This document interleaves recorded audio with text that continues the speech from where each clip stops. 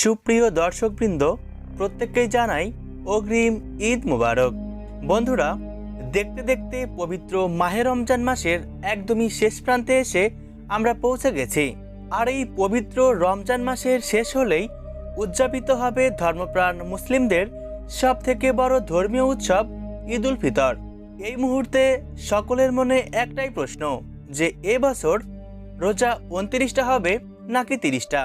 তো এই বিষয়ে সৌদি আরব থেকে সব থেকে বড় আপডেটটি ইতিমধ্যে জানিয়ে দেওয়া হয়েছে। তো এই বছরে রোজার ঈদ ঠিক কবে নাগাদ পালিত হবে, রোজা 29টা নাকি 30টা হবে, বিস্তারিত সকল কিছুই জানিয়ে দিব আজকের এই ভিডিওটির মাধ্যমে। তাই অবশ্যই পুরো ভিডিওটির সাথেই থাকবেন।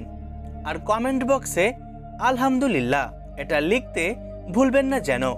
বন্ধুরা, রোজা হচ্ছে ইসলাম ধর্মের গুরুত্বপূর্ণ ফরজ বিধান। ঈমান নামাজের পর সুস্থ স্বাভাবিক প্রাপ্তবয়স্ক নারী পুরুষ সবার জন্যই বাধ্যতামূলক ইবাদত হচ্ছে এই রমজান মাসের রোজা। আর 30 দিন রোজা বা সিয়াম সাধনার পরেই আসে ঈদ উল ফিতর, যা মুসলমানদের জন্য অত্যন্ত আনন্দের দিন। এই বছর অর্থাৎ 2024 সালের রমজান মাস শুরু হয়েছিল 12ই মার্চ থেকে।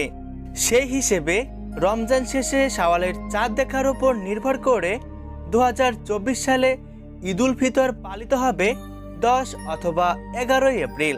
সম্প্রতি সৌদি আরবের চাঁদ দেখা কমিটির তরফ থেকে যে আপডেটটি চলে এসেছে সেটি হচ্ছে, রমজান মাস যদি 29 দিনের হয়ে থাকে তাহলে ঈদ উল ফিতর উদযাপন করা হবে 10ই এপ্রিল। আর রমজান মাস যদি 30 দিনের পালন করা হয়ে থাকে তাহলে ঈদ উল ফিতর উদযাপন করা হবে 11ই এপ্রিল।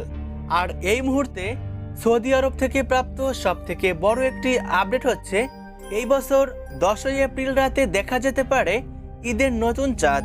তো সেই হিসাবে বাংলাদেশ, ভারতবর্ষ কিংবা তার পার্শ্ববর্তী দেশগুলিতে ঈদ উল ফিতর পালিত হতে পারে 11ই এপ্রিল।